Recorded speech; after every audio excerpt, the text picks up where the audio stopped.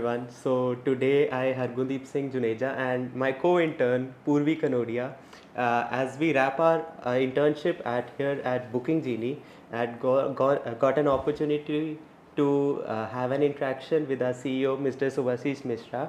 So hello sir, how are you? Hi, I'm doing great. It's always a lot of energy I get when I see both of you because that reminds me of my B school days in the same college that you came from. And it's always exciting to talk to you, and it's so overwhelming for me. Yes, sir. Perfect. So, sir, first of all, I would like to ask you about what is that thing that how do you get to know that booking genie or the working in hospitality sector, this is the thing that you want to do in your life? How it developed over the years, or how did you get the idea of booking genie? Well, this is the most asked question for me, and I think, and I love to answer is each time, though it's repetitive. So, BookingJini started when I was traveling to US for my business in my other stint, other assignment that I had. So, when I stayed in one of the small, it was a boutique hotel, small hotel, where I used to usually stay there. I mean, whenever I go to that hotel. Once this gentleman calls me that, hey, Mishra, don't book through a popular OTA, online travel agent, booking.com. He said me, don't book through that. Why don't you email me? And I will not only give you, confirmation on the reservation, but however, I will give you a discount also. So that was the eureka moment, or I can say Kairos moment for me, where I understood this market. I understood the distribution of hotel rooms, and I understood the pain of a hotel owner that for every booking he has to pass on almost 20% as a margin commission, or you can say distribution fees, to these online giants who command demand on their website, right? So I thought, how can we solve this? Can Mr. Hotel owners, discussion with me, can it go to technology? That he can ask through a technology, can he get a direct booking? So that's how the idea of BookingJini started, and we are here today. 7 years being into the journey, we are serving almost 3,000 plus hotels, helping them in this, making their hotel more efficient and more profitable. So, sir, being in the SaaS industry, so did you face any challenges over the years with BookingJini? Of course, the first, I think, during this tenure, I think we would be the generation of startup that would always remember COVID. That 18 months were really dark, and the word unprecedented is always used with this particular event. This is a historic event. I think for generations to come, we'll remember this particular dark event that happened. And I think that was the biggest challenge we faced, which, if you jot down the challenges, these 18 months were dark. We didn't know what to do, how to do, and whether we will survive this or not as a startup. But thanks to the wonderful team which you would have interacted with, they were then also there with us strongly, and today also there with us. Thanks to them that we could navigate this well, and we emerged more strongly, from the COVID. So that was the priority, number one challenge, if you can say. Or the second challenge we faced initially was being in the tier 2 city, that's Bhubaneswar. Initial recognition was not so big until we have to prove ourselves in terms of large clients with extremely big clients when we started working.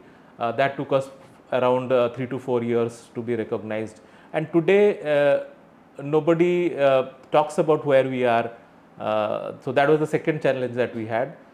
The third challenge I can talk about is talents. In a city like Bhubaneswar, we generally do not attract the top class talent, because people in the top class talent will love to work in a place like Bangalore or Gurgaon or Pune or somewhere in Chennai. As a SaaS company, Chennai is emerging as a SaaS capital of India. So these are the top 3 challenges that I can share with you currently. Sir, one thing I have observed in my internship period is your unique leadership style. How you give guidance and how you positively take feedback and suggestions from the employees. So, sir, how is it that how have you developed this skill and how you take up the suggestions and just immediately get to know that whether this will work and have a positive impact on the working of Got the it. company or not. So, something I would like I to know think further. that's interesting. I think leadership is something that every individual has. I can say uh, everybody can run, but to participate in a marathon, you need a coach, right? So I think I had those skills, little bit of advantage. I would say some incidents happened in my childhood. For example, one of the incident I relate a lot is my dad was a banker, and a banking job, you get transferred every 3 years, right? Yes. You have to move from city to city, and being a small family, I used to move with my parents, and this, as a result, we changed school. I think this was the very early, I took it as a very positive thing which happened with me, that I could gel well with people, I could change friends very fast. So every 3 year you have a new school, new Yes, sir. friends, new environment, new teacher, and you have to really be impressive. Uh, you have to, otherwise you will be left out, because typically in a school you will find almost 95% of the students are continuing the school. There are 5% who move out because of the transfer job, either a government parent or a PSU parent is there, so they move. So that is the early disadvantage turned into advantage, I would say, in my trait. And then, like I said in the beginning, everybody can run, but you participate in the Olympics, you need a coach. So thanks to my professors, a lot of professors whom I learned from the same institution that you have come from, we took it very seriously. I mean, whenever our professors were there, the more impact were given by visiting faculties. We were in the industry exchange programs. I did my summers like you are doing today, and I remember doing it under Iqbal Singh, who was the then CEO of SBI Cards, or Jekis we call it those days. So he was a wonderful leader. Those 2 to 3 months exposure with him was phenomenal. Then when you start working with a world-class leader like you see KV Kamath, in the leadership in ICICI Bank, where I got the first offer, and then you work with Vedi's team, and these are world-class leaders, right? And then I strongly believe you are the average of your proximity. When you start working with these kind of leaders, you gain some of the traits even if you want it or not, right? Uh, so I think I would not use the word lucky, but yes, uh, all this credit goes to wonderful bosses uh, or supervisors, leaders that I worked under. They are the reason behind this leadership. And coming back to the second part of the question, how do I uh, take feedback and Yes, quickly sir. implement it? Well, I have my own thesis in life called fail fast. So fail fast is something like you do not know whether your decision is right or not wrong, but you do take a decision and move towards that. So only after that you will Yes, sir. realize that whether that decision is correct or wrong. So the idea here is quickly take decision. If it has to fail, it has to fail fast. If it doesn't have to fail, it will be accurate for you. So I think I have learned this from my mentors, my bosses, ex-bosses, I can say, and that has been my cornerstone so far. That's really interesting, sir. So, sir, I've often seen you like sharing some light moments with the team and the employees. So, sir, like in a environment of stress and as a responsibility of the CEOs, so how do you manage to have so much positivity and liveliness?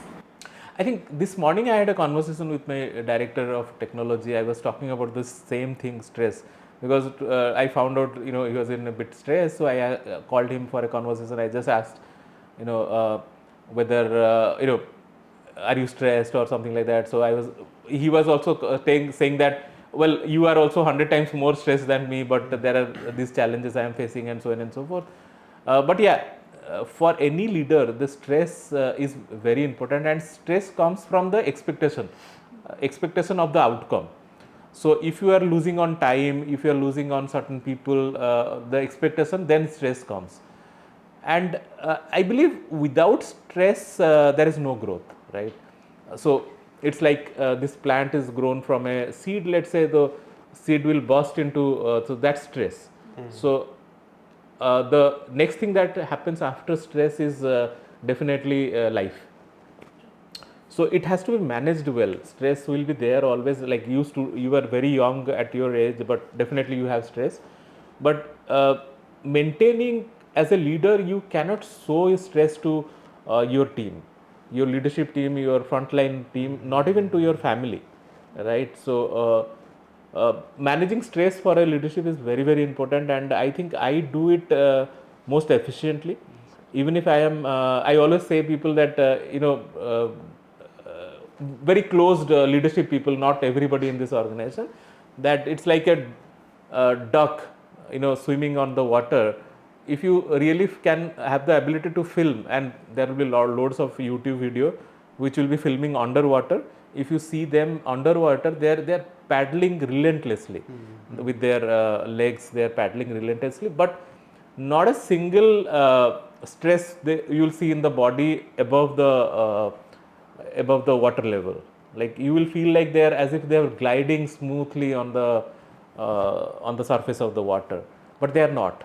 They're really struggling down the water, and that's how a leader should look at. And that's the learning from a duck you can take, as far as a leadership is concerned. So again, this learning has come from those finest bosses I have worked with, those leaders I have worked with, and also within the family member also. I have seen my father, uh, he was one of the most successful, I mean, so-called successful person among the family, relatively, if you look at. So they were 5 brothers, 1 sister, and born from their parents were a teacher from very underprivileged family. My father went to become a banker, and must be, blessing of his own parents, my grandparents. But then I have seen other brothers or sisters not so well, but he used to manage their stress as well, our family stress, because mostly a PSU banker, we are 2 siblings, and he never thought second time about our education. He always gave the best education to us. I'm sure it is stressful, right? So but he was always poised, and he used to help all his brothers around, not only this side but for the in-laws side, uh, because as I said, he was relatively successful among all the family members he had. So at his own level, he has the highest stress I could see. But when it comes to playing with us or taking us for a trip, that was never compromised. Right? I have never heard from his mouth that well, I'm in stress today, don't talk to me. Today office was stressful or something like that. This word was never introduced to me until I came to this corporate world. So, So, as we see that BookingJini has already served more than 5,000 of the hoteliers, yes. and also is partnered with many state tourism boards Correct. all over the country. So, sir, what is the long-term vision of BookingJini, and what are some of the milestones that we aim to achieve in the future? Great. I think from 5,000 we want to move to 25,000 hotels, where the vision would be like with 25,000 hotels we would be achieving $100 million of ARR. So Yes. that's the next milestone that we are chasing. Yes. Government work that you mentioned about working with government tourism, that came as a byproduct of what we are doing, though we never focus that we will get government work. But the kind of product we have created, which was second to none in this country, I think, and the startup escalator that we are running, because we are recognized by Startup India, Startup Odisha, and so many startup ecosystem authorities, I can say, like CNBC or NASCOM or CIA. All these have recognized us. Various state government startup initiatives have recognized us. So therefore, it was very blessing for us that Kerala Tourism came to us. We have worked with Odisha Tourism. We have worked with Tamil Nadu Tourism. So this not only validates that people trusts us, working with a government organization gives you a more layer of trust. Yes, sir. That if we are working with government, we are more compliant and we can come up to their expectations, so on and so forth. And that gives a additional trust factor to the private players to come to us. So going forward, we would love to work with larger government countries like, let's say, Mauritius or South Africa. I have a vision that we would be going to, let's say, one country and tell them that, hey, we could influence your inbound traffic by, let's say, 10%. So that kind of confidence and that kind of product we would have in terms of technology, and we can go and sell those products to various government institutions. So that's the government side of it. However, our primary focus is to help the hotel owner, mostly SMB hotel owners, which comprises of 75% of the entire hotel universe if you look at. I am not talking about Marriott's or Hilton's or Taj's of the world, but the SMB business that hoteliers are, I think they have the biggest problem in terms of distribution, in terms of pricing efficiency, in terms of making their hotel smarter. They don't have so much of budget, but I think as a SaaS product, we are the all-in-one solution for them, and we'll continue to do help making the hotel a very efficient business for them. So, sir, for budding professionals, like for me and for Hargun, so what are some advices that you want to share with us so that when we start our maybe entrepreneurship career, that would be very beneficial for us? Yeah, so I think I'm always excited to share with this, but this advice first I want to give not on the entrepreneurship but on the self, which I have learned the hard way. So these are like my key three things I always share with people. That first thing, you have to take care of your health, right? So we start from there. So if your health is, you are unwell, you are mentally also unwell. So your cluttered thought will come, your cloudy thought will come, and then you cannot have a clarity of thought process, or you cannot focus on your thought.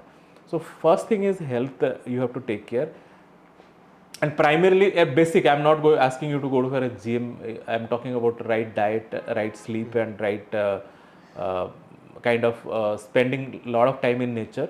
These are the three things I can share, and these are easy and these are free. Health doesn't mean you have to have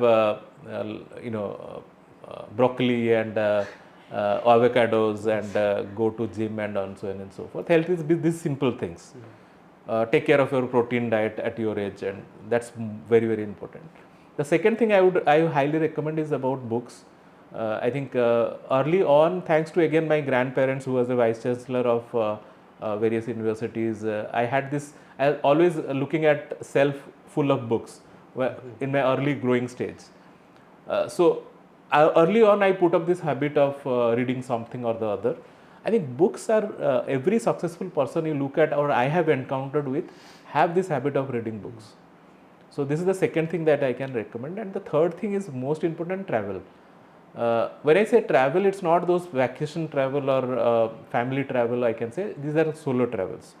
So most of the profound lessons or profound thoughts that you will gather is during your solo travel. So pack your bag and just go for a solo travel. That's very important in today's world. Or maybe one or two, one significant other, sometimes you can travel, but spend traveling is very important. So if you look at Mahatma Gandhi, Buddha, everybody talk about Steve Jobs or somebody. So they would have encountered profound ideas and validated their idea by looking at during this travel period. So these are the three things I would say, and rest thing will follow. Like if you have a clear vision about solving problem for others, then startup ideas will come to you, and definitely you can make a business out of it. So I think great. I think I'm so happy that you have successfully done this internship. So I would love to know some insights about BookingJini, which internally I would not be like. If you remember, Zohar is Indo. I know you don't know, and those kind of things. So I'd love to get some insights. How was your experience? Both of you, I'm asking you can share one by one. How was your experience with BookingJini, and what are key 2-3 learnings you had here doing the intern? So, sir, beginning with, first of all, I did not have that much idea about how a SaaS industry works. So, I think over here I learned from the A to Z of SaaS with you, and the training sessions. I think that were very beneficial for the entire team as well as for us. So, I think that is a very important source of motivation, how to keep. And so, sir, I think as interns, we have also got the chance to not being confined to one department, but we have been working in all the departments. First, we started with you, then we also entered the growth team, then we have worked with the accounts department as well. Great. And we also work with the digital marketing. So, how for the SaaS industry it is important. And most importantly was Tanmay's interaction. Yes, sir. Yes, sir. He grilled you like anything. So I think that is a blessing for us because we entered during that tenure when he was present in India. Complete 1 month, yeah. Yes, sir. So I think that experience we owe it to BookingJini. We would have never been able to gather so much insights. So being that perfectionist, how he, I think that was a lot. Yes, sir. I really have learned a lot from this experience, especially when they said that you have to define your goals, make it first. Sir gave us some goals, then we told them, we understood what we can do, and then we defined our own goals. That this is what we can achieve, and this is what we will achieve in the next month. Amazing. So that was it that we did. Defined our own goals and worked hard to achieve them. So that was an important learning of our experience, and also the culture that we experienced here at BookingJini, that was truly something that a company working in an hospitality sector should cover an essence of the sector that we are in. So that is very important. The culture here is very nice. So we also were free to give our inputs, contribute wherever we wanted. So learn from every department. So the welcoming feel, the practice of sharing what we have learned. So that was it. Amazing. And I am so thankful to you, Hargun, especially for that pug day. I think that was the most memorable chapter so far with your internship. Yes, and I will miss your paneer. I think that paneer and roti was amazing. I mean, and thank you so much, both of you. And I think for BookingJini, it was a great to have this internship offered to you. I think we will miss you a lot even in the near future. And I want to see both of you in a accelerated career. Like if you go into corporate, I don't know what are your vision. We have not spoken about it. Love to interact, and I'm there a call away. Anytime you can access BookingJini's resources and me. Our doors are always open for you for any research or any anything you want to do in future. Thank you so much.